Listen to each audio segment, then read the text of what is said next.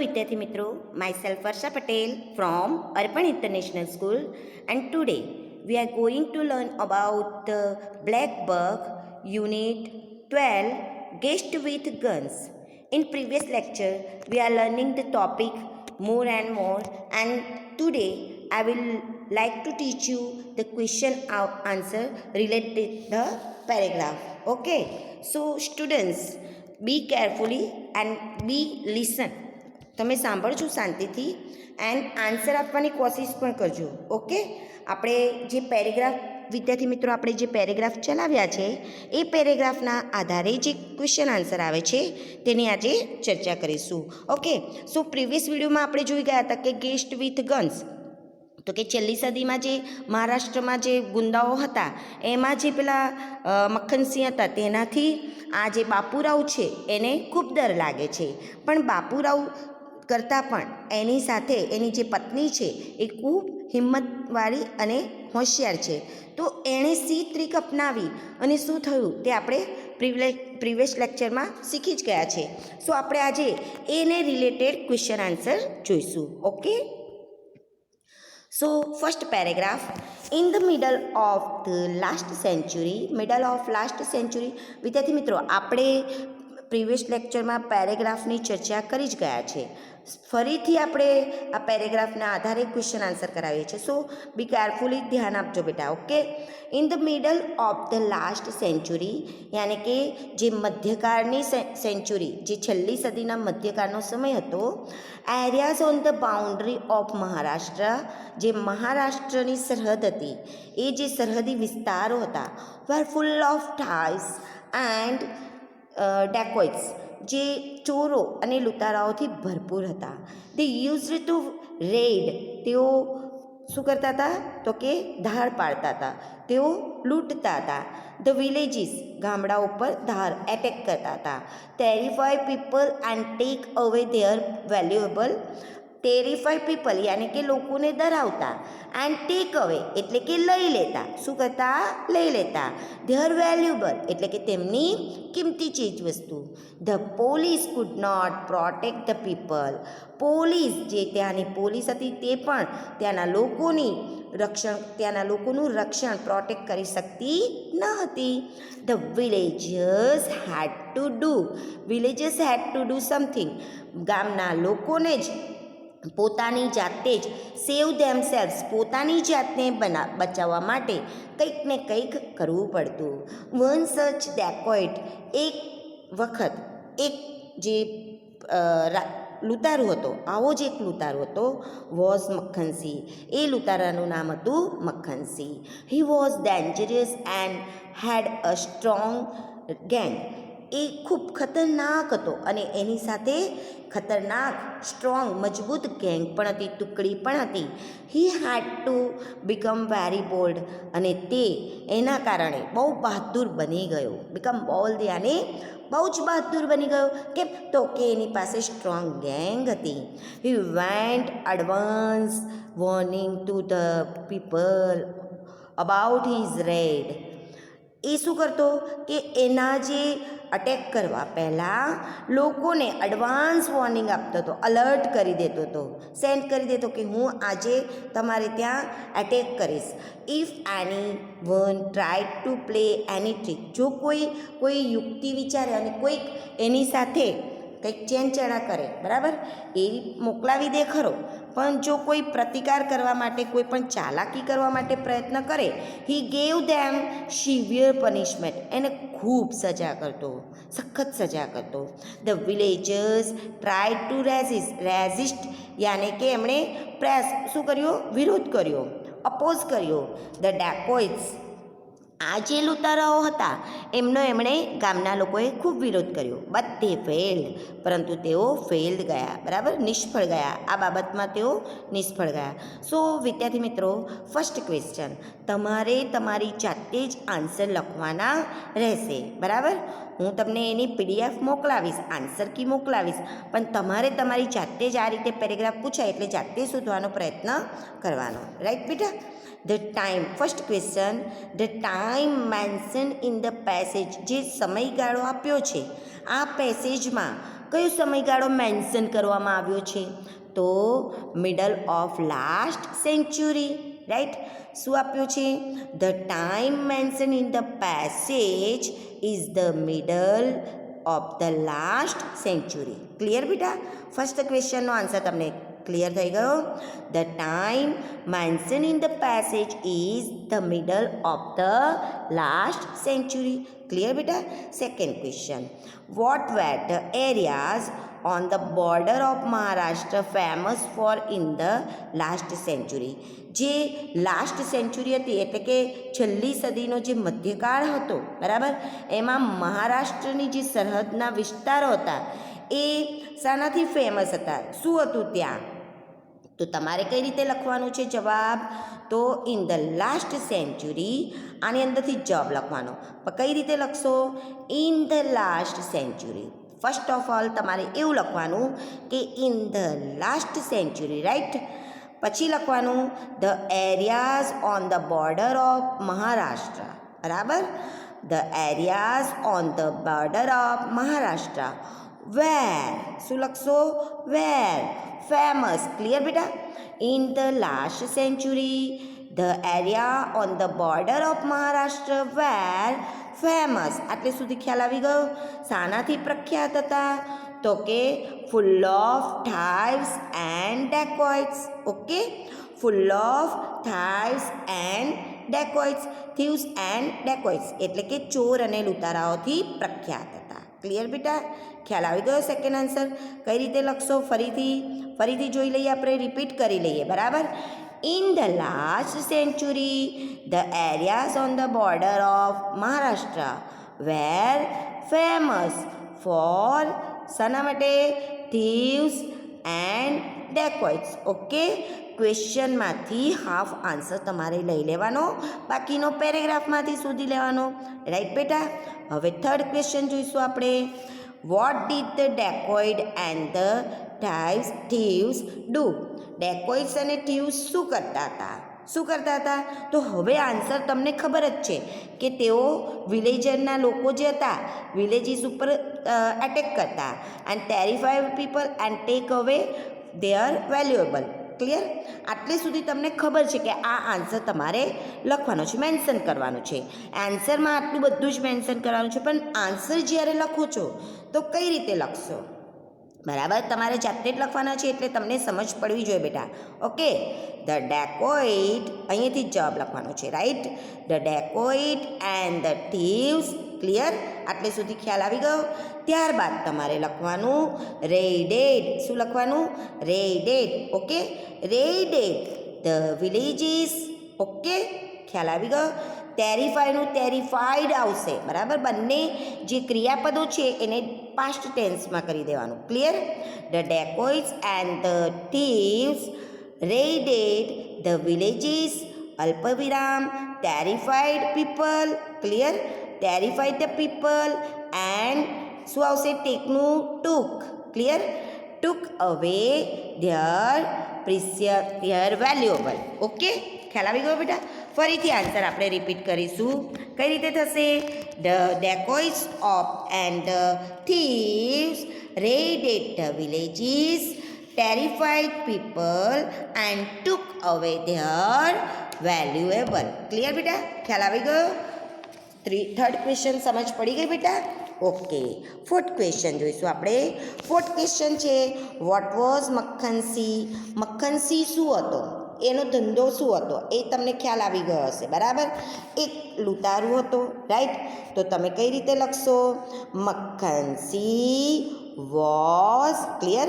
Makhan Singh was mention કરો તો પ્રશ્નમાં વોટ આવશે, પણ જવાબમાં વોટ મેન્શન કરવાનું નથી, right.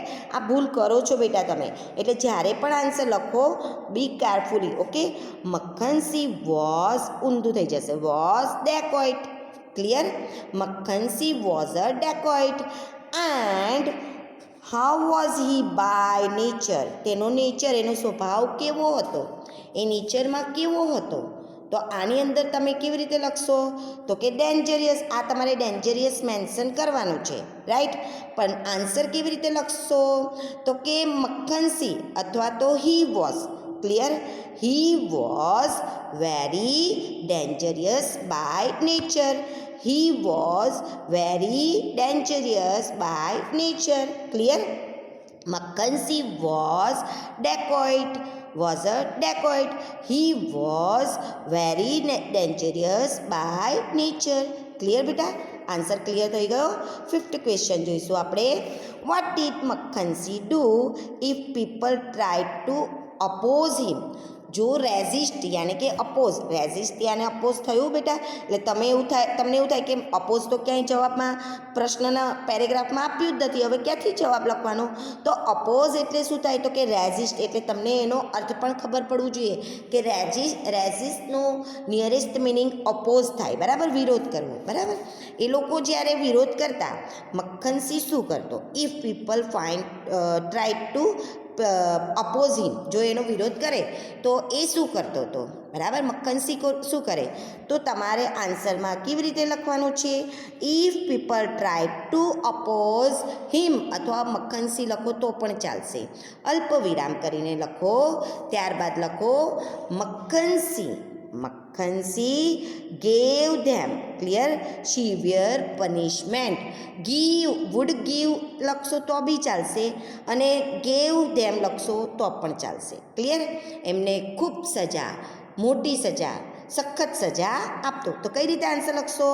If people try two oppose him he gave them severe punishment, અથવા તો he would gave them severe punishment. Clear બેટા? હવે આપણે આગળના પેરેગ્રાફ પર જઈશું. ક્લિયર બેટા? આટલા પ્રશ્નોના જવાબ સમજ પડી ગઈ તમને? બીજો પેરેગ્રાફ જોઈશું. One day a rich man. One day, એક વખત એક માલદાર, એક પૈસાદાર માણસ, એનું નામ હતું બાપુરાવ, રિસીવડ અ વોર્નિંગ, એને વોર્નિંગ મળે છે, ચેતવણી મળી. શું વોર્નિંગ મળી? Your house would be attacked tonight. આજે તારા ઘરે ધાડ પાડીશું. He also received usual warning, એક સામાન્ય બીજી એને વોર્નિંગ મળી, ચેતવણી મળી. શું? નોટ ટુ હાઇડ, સંતાડતો નહીં, ધ વેલ્યુબલ્સ, તારી કિંમતી ચીજ વસ્તુઓ, એન્ડ નોટ ટુ ઇન્ફોર્મ, અને કોઈને ઇન્ફોર્મ પણ ન કરતો, જણાવતો નહીં, ધ પોલીસને ઇન્ફોર્મેશન આપતો નહીં. બાપુરાવ બીકેમ પેલ, એકદમ ઝાંખો પડી ગયો. વેન હી હર્ડ ઇટ, જ્યારે એણે આ સાંભળ્યું ત્યારે. He had a big haveli and many servants, તેની પાસે ઘણા બધા સર્વન્ટ્સ હતા અને મોટી હવેલી હતી. હીઝ કપબોર્ડ, જે એનું કબાટ હતું, વેર ફૂલ ઓફ પ્રિસિયસ થિંગ્સ, કિંમતી ચીજ વસ્તુઓથી એનું કબાટ, એનું જે કપબોર્ડ હતું એ ફૂલ ઓફ રહેતું, ભરચક રહેતું. હી વોઝ વરીડ, તે ચિંતિત હતો. But his wife Parvatibai was a brave and clever woman, પણ એની જે પત્ની હતી પાર્વતીબાઈ એ ખૂબ હોશિયાર અને કેવી હતી? બહાદુર સ્ત્રી હતી. When he told all this to her, જ્યારે એણે આ બધી જ બાબત તેને જણાવી, પેલી એની પત્નીને, સી આસ્ક્ડ હિમ, તેણે એને પૂછ્યું, what do you plan to do, તમે શું કરવા માંગો છો, એવું પૂછે છે. ત્યારે મક્ખનસિંહ વિશે પેલા જે આ બાપુરાવ છે તે એની પત્નીને શું જવાબ આપે છે? Surely I will not surrender, હું તાબે થવું નહીં, મક્ખનસિંહને હું શરણે નથી થવા માંગતો, ચોક્કસ હું કહું છું. I will fight with them, હું તેમની સાથે લડીશ, મક્ખનસિંહ અને એની ગેંગ સાથે હું ફાઇટ કરીશ. With any my men and servants, મારા માણસો અને મારા નોકરો સાથે, એની સાથે હું ફાઇટ કરીશ. વોટ ડુ યુ થિંક, તું શું વિચારે છે? ધેટ ટાઈમ, તેની પત્ની શું જવાબ આપે છે કે I think it is useless, હું એવું માનું છું કે એ બિનઉપયોગી છે, બરાબર નથી. To give fight to the dacoits, એમની સાથે લડત લેવી એ ખૂબ વ્યવસ્થિત કામ નથી. Okay, the dacoits because they are more powerful, તેમની પાસે ખૂબ શક્તિ હોય, બરાબર? તો આ રીતે બંને વચ્ચે ચર્ચા થાય છે. હવે એને રિલેટેડ જે ક્વેશ્ચન આન્સર છે, ક્વેશ્ચન છે તમારે પેરેગ્રાફમાંથી જ આન્સર મેન્શન કરવાના છે. પણ પેરેગ્રાફમાંથી આન્સર મેન્શન કરો ત્યારે જ્યારે પણ ક્વેશ્ચન જોવો છો તો એમાં કયા ટેન્સમાં જવાબ પ્રશ્ન પૂછ્યો છે એ ટેન્સનો ઉપયોગ કરીને તમારે આન્સર લખવાનો. જો ડુ ડઝ આપ્યું હોય તો ક્રિયાપદને SES લખો. વોઝ વેર આપ્યું હોય તો વોઝ વેર મેન્શન કરો. જો ડીડ આપ્યું હોય તો ક્રિયાપદનું પાસ્ટ ટેન્સ મેન્શન કરો. ઓકે બેટા? Okay. First question, what did Bapurao received? Clear? તો શું લખશો? બાપુરાવ રિસીવ્ડ. અહીંયાથી જ લખશો તમે. બાપુરાવ રિસીવ્ડ થઈ જશે. શું થઈ જશે? રિસીવ્ડ. ઓકે. શું રિસીવ્ડ કર્યું એણે? શું રિસીવ્ડ કર્યું? અ વોર્નિંગ. શું રિસીવ કર્યું? અ વોર્નિંગ. વોર્નિંગ રિસીવ કરી એણે. એક વોર્નિંગ, ચેતવણી રિસીવ કરી ફ્રોમ ડેકોઇટ્સ. કોના તરફથી? From dacoits. Okay, from dacoits. Clear બેટા? ખ્યાલ આવી ગયો તમને? First question, Bapurao received a warning from dacoits. Okay, now second question, what was the expression of Bapurao? What was the expression? એના એક્સપ્રેશન કેવા હતા બાપુરાવના? એનું જે વર્તન હતું એકદમ એ મૂડલેસ થઈ જાય છે ને. વેન હી હર્ડ વોર્નિંગ, જ્યારે એણે આ ચેતવણી સાંભળી ત્યારે એના એક્સપ્રેશન, એનો હાવભાવ. એક્સપ્રેશન મીન્સ શું થશે? હાવભાવ. એનો હાવભાવ કેવો હતો? તો તમારે જવાબમાં મેન્શન કઈ રીતે કરવાનું છે? When Bapurao heard warning. Clear? When Bapurao heard warning he became pale. Bapurao became pale. Clear? એકદમ ઝાંખો દીમ પડી ગયો. ક્લિયર બેટા? ખ્યાલ આવી ગયો તમને? ઓકે, ફરીથી ક્વેશ્ચન આન્સર જોઈ લઈએ. When he heard a warning Bapurao become pale. Clear બેટા? સેકન્ડ ક્વેશ્ચનનો આન્સર આવડી ગયો? Okay, very good. હવે થર્ડ ક્વેશ્ચન જોઈએ. What were the qualities of Parvatibai? એની ક્વોલિટી, એનો દેખાવ નથી લખવાનો. એનામાં જે ક્વોલિટી હતી, એના જે ગુણ હતા તે લખવાના છે. રાઈટ? કેવી હતી તમને ખબર જ હશે તો કે ક્લેવર અને બ્રેવ વુમન હતી. તો અંદરથી જ તમારે આન્સર લખવાનો છે. રાઈટ? પણ આન્સર મેન્શન કરો છો ત્યારે પેરેગ્રાફમાંથી લખો છો, પણ આન્સર તમે લખો ત્યારે પ્રશ્નમાંથી જવાબ લેવાનો છે. રાઈટ? તો જવાબ શું આવશે? તો કે પાર્વતી વોઝ. બરાબર? What were the quality of were આપ્યું છે. બરાબર? પણ તમારે આન્સરમાં વેર નથી લખવાનું, એના વિશે બતાવ્યું છે. એટલે હવે ક્વોલિટીઝ પૂછી હતી તો ક્વોલિટીઝ એની બે છે. બરાબર? એટલે એના વિશે વધારે પણ હોઈ શકે ને પણ હોઈ શકે. પણ હવે લખો છો ત્યારે તમે કઈ રીતે લખશો? તો પાર્વતી વોઝ. શું લખશો તમે? Was. Clear? Was brave and કેવી હતી? Clever girl. Was a brave and clever woman. Parvati was a brave and clever woman. Parvati was a brave and clever woman. Clear બેટા? થર્ડ ક્વેશ્ચન આવડી ગયો. Fourth question. Okay, fourth question જોઈએ. What was the name of dacoit? ડેકોઇટનું નામ શું હતું? તમને ખબર જ હશે. તો ડેકોઇટનું નામ શું હતું? મક્ખનસિંહ. બરાબર? ધ નેમ ઓફ, આન્સર આ રીતે મેન્શન કરશો તમે. The name of the dacoit. Clear? The name of the dacoit was. Clear બેટા? Was Makhan Singh. Clear? The name of the dacoit was Makhan Singh. Clear બેટા? ખ્યાલ આવી ગયો તમને? Fifth question, find out the opposite to limit. Find out the opposite to timid. Timid, opposite to timid. Timid યાની કે જે bold હતો એકદમ વધારે. બરાબર? તો એ ધીમો બતાવી દેવાનું. ક્લિયર? તો આનો ઓપોઝિટ શું થશે? તો કે the opposite of the timid is, શું લખશો? બોલ્ડ. શું લખશો? બોલ્ડ. તમને ક્વેશ્ચન ટીમિડ પૂછ્યું છે તો ટીમિડનું ઓપોઝિટ શું થશે? બોલ્ડ. ક્લિયર? ઓકે. બાપુરાવ બીકેમ પેલ. કેમ એ એકદમ ઝાંખો પડી ગયો? બોલો, કેમ એકદમ એ ઝાંખો પડી જાય છે? એને મેસેજ આવ્યા હતા, પણ તમારે મેસેજ નથી લખવાનું, કેમ કે એની પાસે ઘણી બધા પ્રિસિયસ જ્વેલરીઝ ને એવું બધું હતું, બરાબર, થિંગ્સ હતી.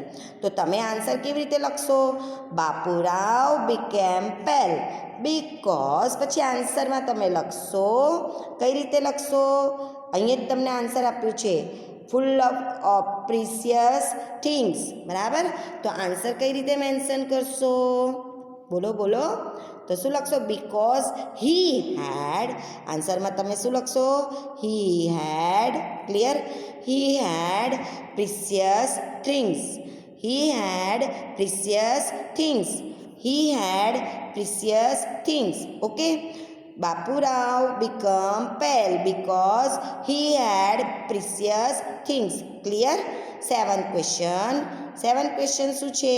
તો કે હાઉ વોઝ પાર્વતી? પાર્વતી કેવી હતી? જે પ્રશ્ન તમને ઉપર આપ્યો, બરાબર, એની ક્વોલિટી, તેવો જ આન્સર છે, રાઈટ? એટલે 3rd and 7th question same છે, બરાબર. પણ જવાબ તમે કઈ રીતે લખશો? ફરીથી એને એ જ જવાબ આપશે, પણ આમાં વેર હતું, જ્યારે આમાં વોઝ આપી જ દીધું છે. તો પાર્વતી વોઝ કઈ રીતે લખશો? Parvati was brave and clever woman. Clear? Brave and clever woman. Parvati was brave and clever woman. Clear બેટા? સો તમને બંને પેરેગ્રાફ જે ચલાવ્યા હતા એના આધારે ક્વેશ્ચન આન્સર સમજ પડી ગઈ હશે, રાઈટ બેટા? સો તમારે જે પ્રીવિયસ લેક્ચરમાં લેસન લખાવ્યો હતો એને રિલેટેડ જે હાર્ડ વર્ડ્સ છે એના નિયરેસ્ટ મિનિંગ જે બોલું છું સાથે સાથે વિડીયોમાંથી તમારે જોવાના, સાંભળવાના, અને હાર્ડ વર્ડ્સ પ્લસ તમારે નિયરેસ્ટ મિનિંગ પણ તમારી નોટબુકમાં મેન્શન કરવાના રહેશે. Okay, and send me your homework on my mobile number, okay, my WhatsApp number. Okay, so I hope that કે આજનો મારો આ વિડીયો તમને પસંદ આવ્યો હશે. So thank you very much. Okay dear.